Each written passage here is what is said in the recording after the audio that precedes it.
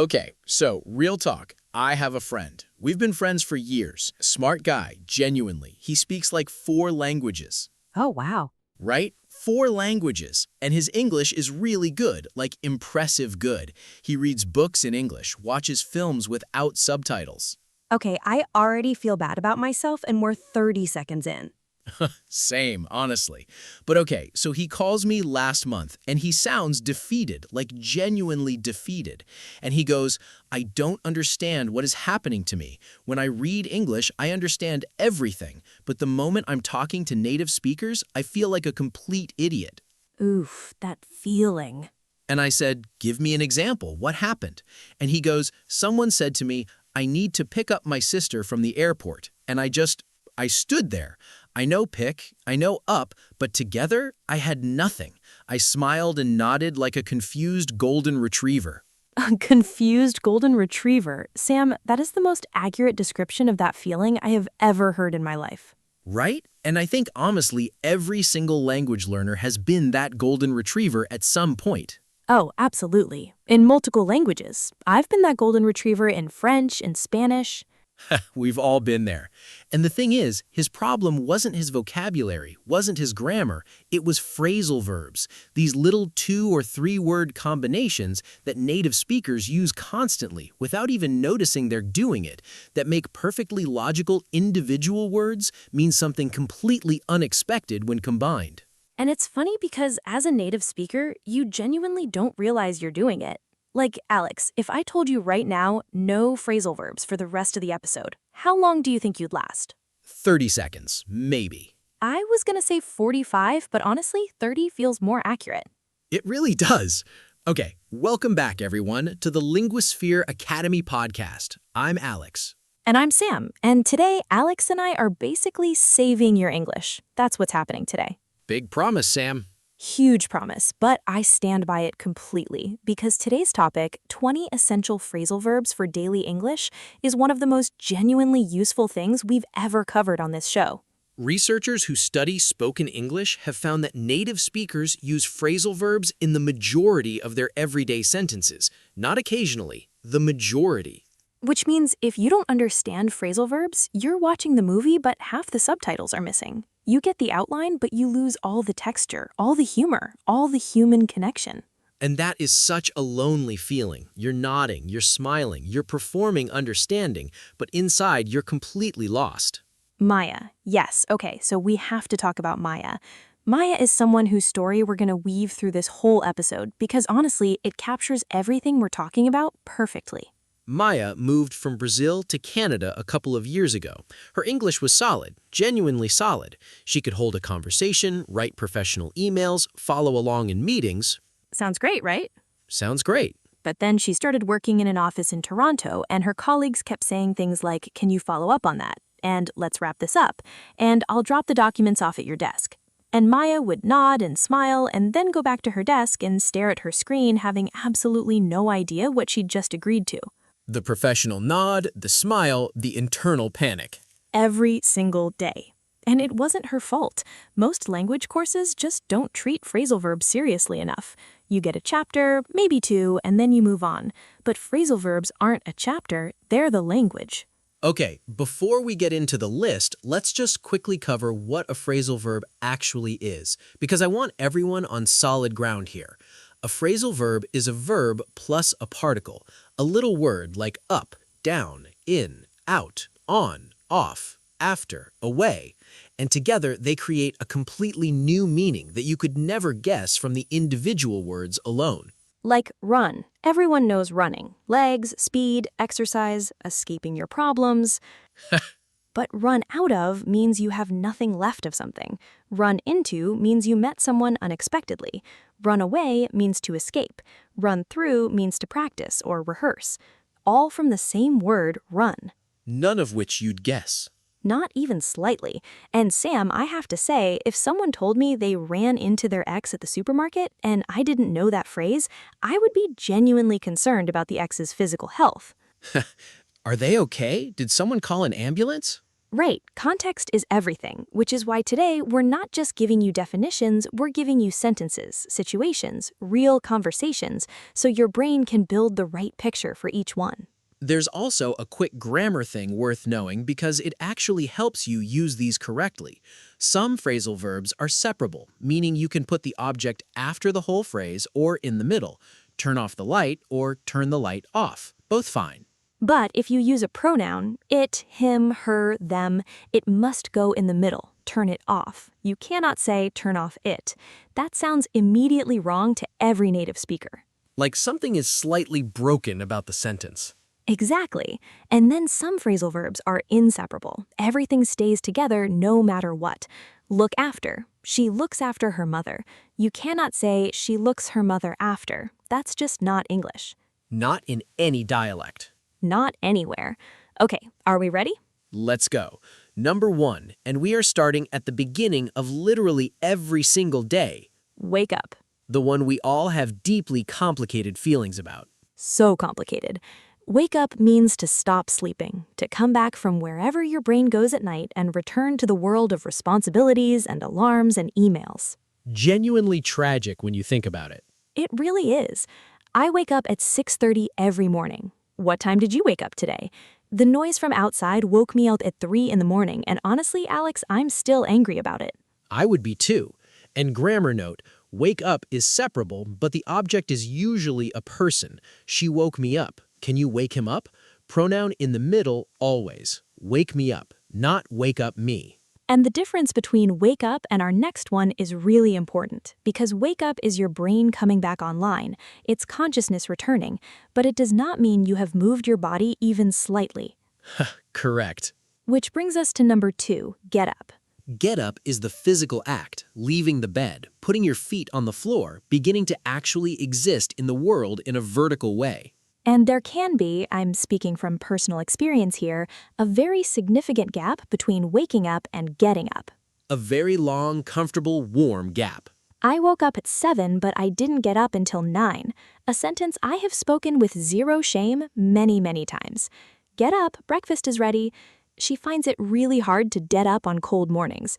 And get up doesn't only mean leaving bed. He got up from his chair when she entered the room. That's also get up. Any rising from a seated position. And there's a compound noun from this, get up and go. She has so much get up and go, meaning energy, drive, that quality of just always being ready to move and do things. A quality I admire enormously in other people and am still personally developing. Same. Okay, number 3, turn on and turn off. These are a pair. Turn on means to activate something, a device, a light, a machine. Turn off means to stop it. Turn on the TV, turn off the oven.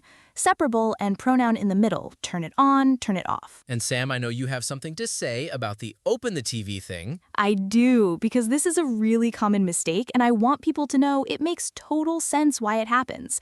In some languages, Arabic, Hebrew, others, you literally say open and close for lights and devices. So when learners say open the TV or close the light, it's a completely logical transfer from their first language. But in English, devices get turned on and off.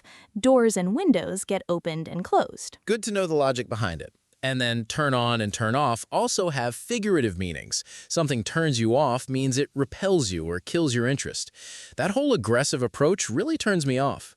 And something turns you on means it excites you, though, as we said, Context, please. Use with awareness of your surroundings. haha, yes, read the room before you use that one. Number 4, turn up and turn down. Another pair, and these ones are sneaky because they each have 2 completely different meanings. First meaning, turning up means increasing something. Volume, heat, brightness. Turning down means decreasing it. Can you turn up the volume? I can barely hear. Turn down the music. The baby is finally asleep and I will not survive another bedtime. Oh, the desperation and turn down the music from a parent. That is a very specific, exhausted energy. Very specific. She turned up the heating because the apartment was genuinely cold. He turned down the brightness because the screen was giving him a headache. But then, second meaning, turn down with a request or offer means to refuse it, decline it. She was offered an amazing job but turned it down because she loved her team. He asked her out and she turned him down. They turned down our proposal, which was honestly a bit of a blow. And turn up, second meaning, means to arrive, often unexpectedly, very common in British English. He turned up at the party without being invited. She always turns up late, but somehow always at the perfect moment. My lost keys turned up in the freezer, which raised some questions. How did they get there, Alex? We don't talk about it. The point is, same phrase, totally different meanings depending on context. This is why we learn these in sentences, not in lists. Absolutely. Number 5, put on and take off. Put on means to dress yourself in something. Take off means to remove it.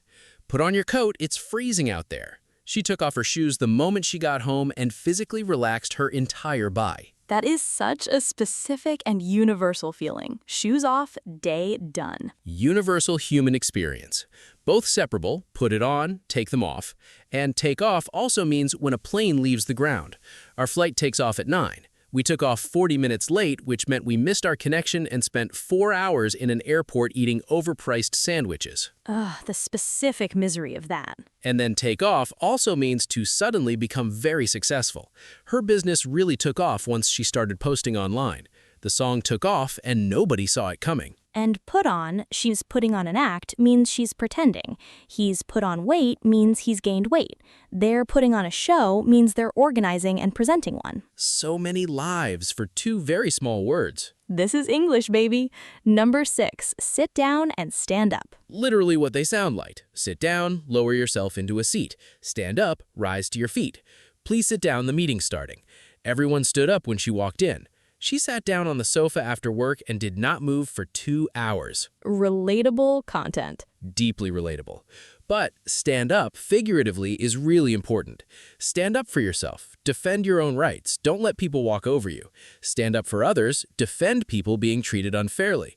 Stand up to someone. Confront them. Face them. Don't back down. And then there's stand someone up, which is a completely different and socially painful meaning. To stand someone up means to not show up for a date or plan that you agreed to. Leaving the person waiting, alone, wondering what happened. He stood her up on their first date. She waited an hour, which rude. Extremely rude. Don't stand people up. Public service announcement embedded in the grammar lesson.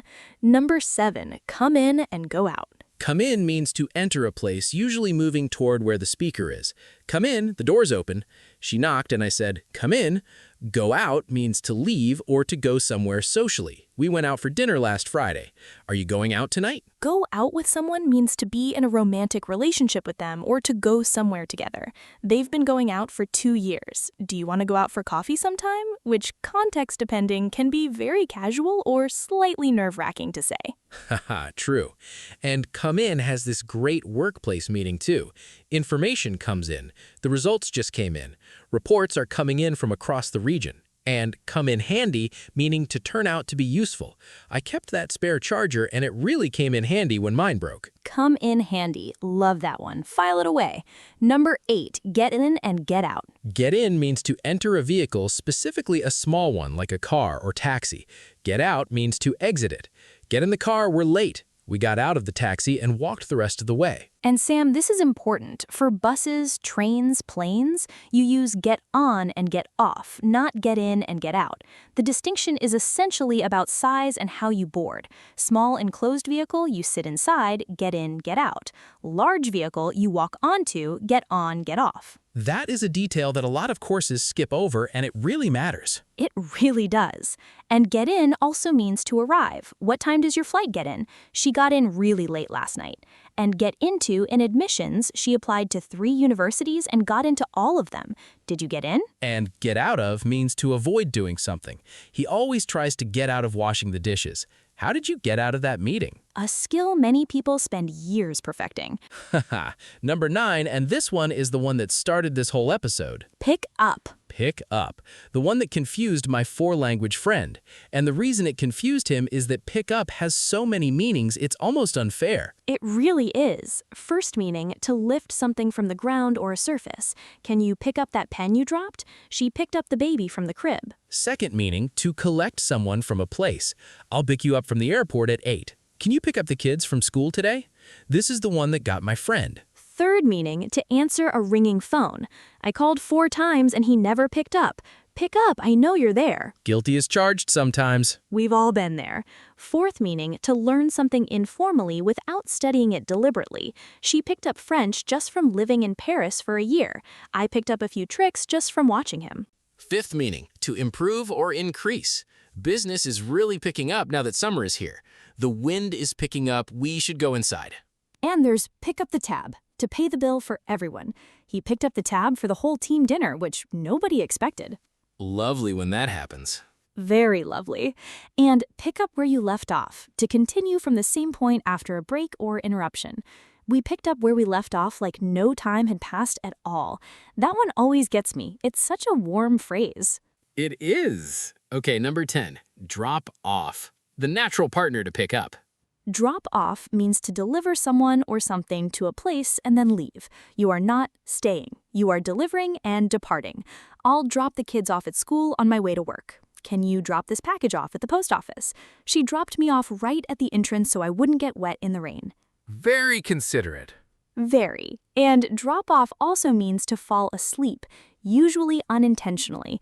He dropped off during the film and woke up just as the credits rolled. I was so tired I dropped off the moment my head hit the pillow. Third meaning, to decrease gradually. Sales dropped off after the holiday season. Interest dropped off once the initial excitement faded. So pick up and drop off are almost opposites in their primary meanings, collect versus deliver, but then they each go off and have these whole separate lives. English is wild.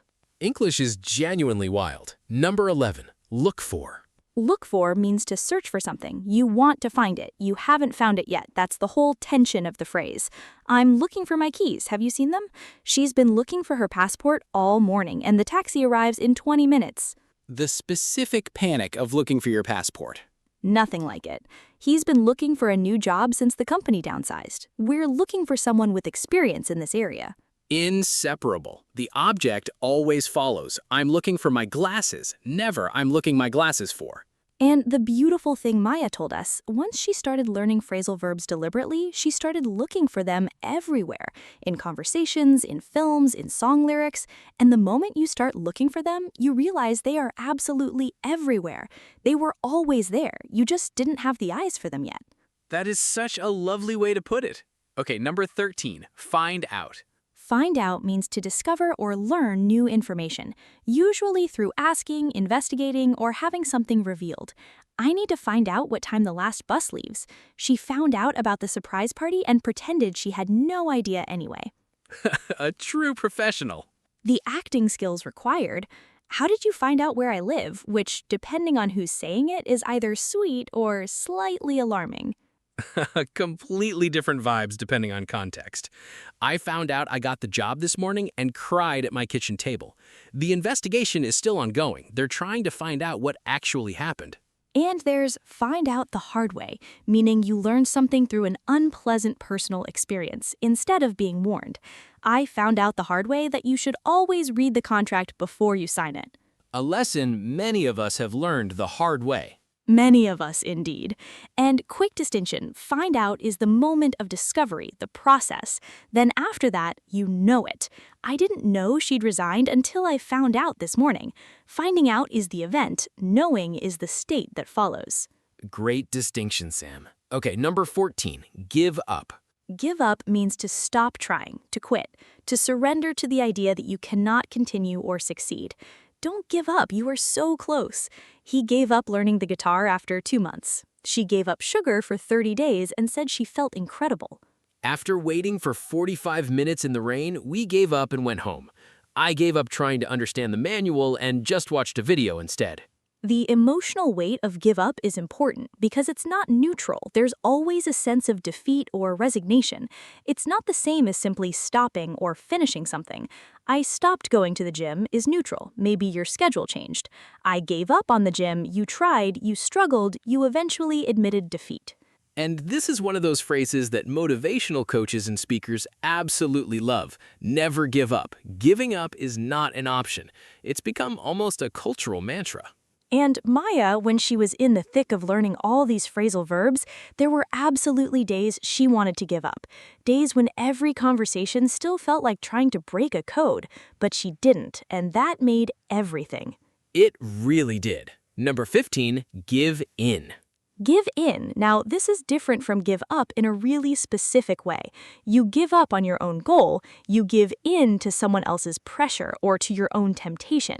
It's about surrendering your resistance rather than abandoning your effort. After 2 hours of arguing, he finally gave in and agreed to do it her way. Don't give in to peer pressure. Make your own choices. She was on a diet, but she gave in and ate the entire slice of cake. She said it was worth it. It probably was worth it. It's always worth it. The company gave in to public pressure and reversed the decision. He kept pestering her until she finally gave in and lent him the money. And give in to temptation. You will hear this constantly. I was supposed to be studying, but I gave in to temptation and watched 3 episodes. She gave in to temptation and bought the shoes, even though she was trying to save money. We are all giving in to various temptations at all times. All of us, all the time. Number 16, run out of. Run out of means to use up all of something until none is left. Complete depletion. We've run out of coffee. This is an emergency. Can you add it to the shopping list? I ran out of time on the exam and didn't finish the last section. The horror of that moment. Truly horrible. They ran out of food at the wedding, which was a little awkward. My phone ran out of battery right when I needed the address, which is a very particular modern suffering. So specific. And the abstract uses are so common. Running out of patience means you're losing your ability to stay calm. Running out of ideas, your creativity is depleted. Running out of steam, losing energy or motivation partway through. And we're running out of time, the most dramatically deployed phrase in meetings, in action films, in sports commentary, in life. We are running out of time. It creates instant urgency. Instant. And grammar note, run out of is followed by a noun. Run out of ideas, run out of time, run out of patience, not a verb. The thing you've exhausted is always a noun. Good catch. Number 17, get along with. Get along with means to have a good, harmonious relationship with someone. Social compatibility. Can you coexist peacefully, enjoy each other's company, work well together? Do you get along with your new manager? She gets along with everyone. People just naturally like her. I don't really get along with my upstairs neighbor. Different schedules, different volumes. Different volumes, that covers a lot. It really does. They got along so well, they decided to become business partners.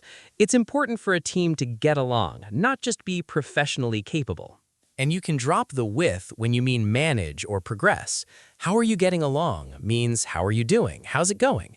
How are you getting along with the new system means are you adjusting? Are you managing okay? Classic interview question 2. How do you get along with people you disagree with? Translation, are you a nightmare to work with? Diplomatically phrased, but absolutely that's what they're asking. Number 18, look after. Look after means to take care of someone or something, to be responsible for their well-being, safety, or maintenance over time. Can you look after my cat while I'm away? She looks after her elderly parents while also working full-time, which is an enormous amount. He is really good at looking after himself, cooking, exercising, managing his mental health. And look after implies ongoing responsibility, not just a quick check. If someone asks you to look after their plant while they travel, they are trusting you with something living. It's a relationship of care, not a glance. Look after yourself is also a really warm farewell expression, especially in British and Australian English. Instead of just goodbye, someone says, look after yourself. It's personal and genuine. It means I care about what happens to you after you walk out this door. I love that one. And she can look after herself means she's independent, capable, doesn't need protection or help. Can be a compliment or occasionally a way of saying back off. Ha, tone dependent. Number 19, look forward to. And Sam, this is one of the most beautiful phrases in English, I think. It really is. Look forward to means to feel excited and happy about something that is going to happen. Positive anticipation, eager expectation. I'm so looking forward to the weekend. She looks forward to her morning coffee more than almost anything else in her day, and honestly, that's valid. We're looking forward to seeing you. After a really hard year, they're all looking forward to a fresh start. And grammar note, this is important. The to at the end of look forward to is a preposition, not part of an infinitive, which means it must be followed by a noun or a gerund, an ing verb, not a base verb. I look forward to seeing you. Correct. I look forward to see you. Incorrect. That to needs a noun or an ing after it. So, looking forward to hearing from you, looking forward to the trip, looking forward to starting the new chapter. You'll also see this in formal written English constantly. Emails end with, I look forward to hearing from you, professional and warm at the same time. And importantly, look forward to is only for things you feel positive about. You don't look forward to a dentist appointment unless you genuinely enjoy dental work, in which case, remarkable, good for you. When it's something dreaded, you flip it. I'm not looking forward to this conversation. I'm not looking forward to this conversation, a sentence that has preceded many important life moments. True. Okay, number 20, our last one. And Alex, I think this one is particularly fitting to end on. Calm down. Calm down. Calm down means to become less agitated, less upset, less emotional, to return to a peaceful, controlled state. Take a breath and calm down. Everything is going to be okay. He took about 15 minutes to calm down after the argument. She tried to calm the frightened child down with a soft voice and a steady presence. I calmed down by going for a walk. What do you do? And the social nuance here is genuinely interesting. When someone says, calm down to you while you're upset, it can sometimes make you more upset because it can feel like they're dismissing your emotions, telling you your feelings are too much, are invalid. Just calm down, especially. That just makes it worse somehow. It really does. So more diplomatic alternatives in real conversations. Let's take a breath. I hear you. Can we talk through this? Let's slow down for a moment. Those land better than calm down when someone is really distressed. But in everyday self-talk, in practical situations, I need to calm down before I reply to that email. It's essential vocabulary that everyone needs. We all need to tell ourselves to calm down regularly. Multiple times a day sometimes. Multiple times a day. And that's 20. Alex, we did it. We did it. Okay, but now let's actually use them together, because knowing them individually is one thing, but hearing them in natural connected conversation is where they really click. So let's do a few little scenarios, just real-life situations with multiple phrasal verbs happening naturally. Yes. Okay, morning routine. Go. So, I woke up this morning at 6:15. Did I get up at 6:15? Absolutely not. I lay there for 20 minutes doing nothing useful. Eventually, I got up, turned on the coffee machine, put on my hoodie because the kitchen was freezing, and picked up my phone, and then immediately put it back down because I have a rule about not looking at my phone first thing. A rule you actually stick to? I try. I give in maybe 30% of the time. Honest. That's honest. But on the mornings I stick to it, I sit down with my coffee and just exist. And I look forward to that. It's the best 10 minutes of my day. That's beautiful. Okay, workplace scenario. Sam, you had a rough morning at work last week. Tell us about it. Yes. So I got in early because I knew I had a lot to catch up on. Turned on the computer, sat down, and found out immediately that a client had been trying to reach me all weekend. Not ideal.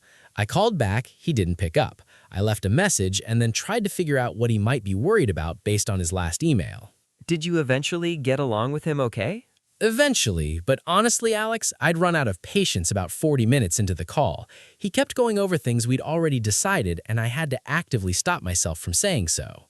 I know that feeling. You just have to calm down, breathe, look after the relationship even when it's difficult. Exactly. And it worked out, but it was a lot. Okay, social scenario. Friday night out. Oh, yes. So my friend said, let's go out, and I had been looking forward to it all week because I had barely left the house. I picked her up at 7, we drove to this new restaurant, got out of the car, walked in, and the place was absolutely packed. Did you get in without a reservation? We did. Had to stand up at the bar for about 20 minutes first, but then a table opened up. We sat down, turned down the waiter's first recommendation because we'd already found out their famous dish was something else entirely and ordered that instead. And dessert? I gave in completely. Zero regret. As you should. Zero regret. Okay, let's talk about how to actually make these stick. Because learning is one thing, remembering and using naturally is the whole other challenge. The biggest thing, and research on language acquisition backs this up consistently, is contextual learning over list learning.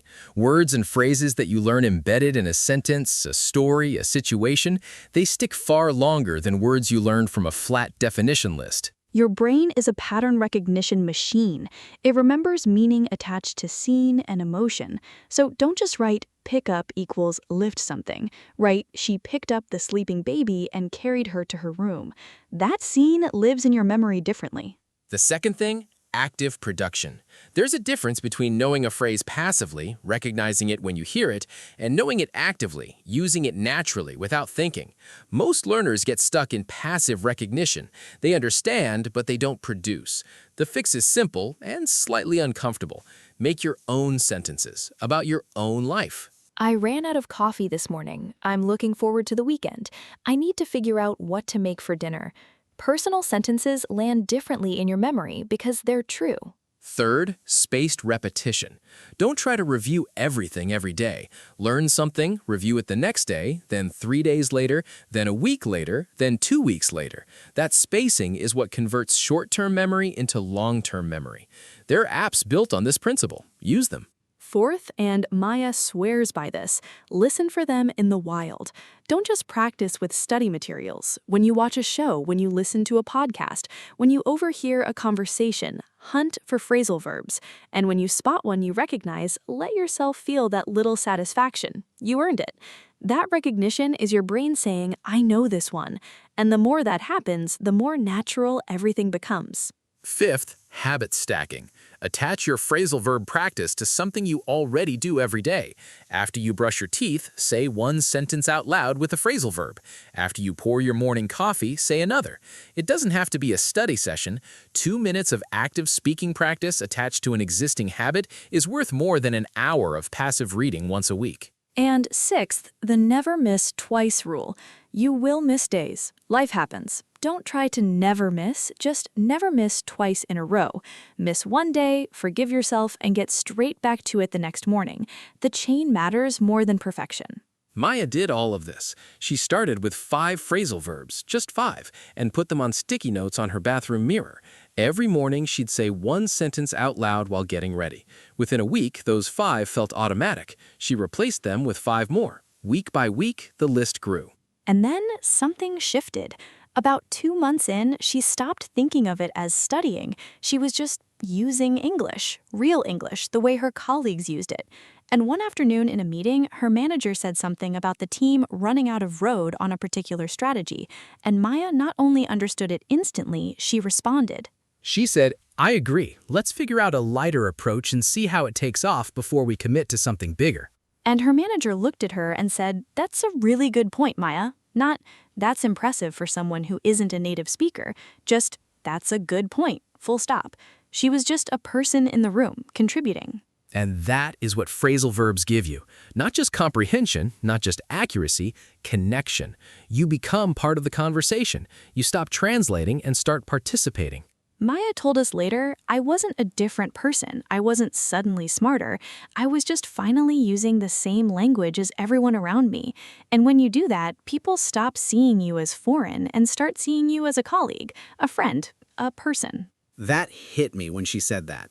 Me too. Okay, your challenge this week. Not 20 phrasal verbs, just 5. Pick 5 from today that felt the most relevant to your daily life. Write them down. Write your own sentences, real ones, about your actual life. Say them out loud. Use them once this week in a real conversation or in writing. And then come back next week, or come find us in the comments and tell us which 5 you picked and how it felt to use them. We read everything. Your questions literally become our next episodes. And if today helped you, if something clicked that hadn't clicked before, please share this with someone who's been that confused golden retriever. Because it doesn't have to be that hard. It just takes the right approach. And the right podcast, obviously. Obviously. I'm Alex. I'm Sam. Keep going. Don't give up. And don't give in, unless it's dessert. Always give in to dessert. Always. We'll see you next week. Bye, everyone. Bye.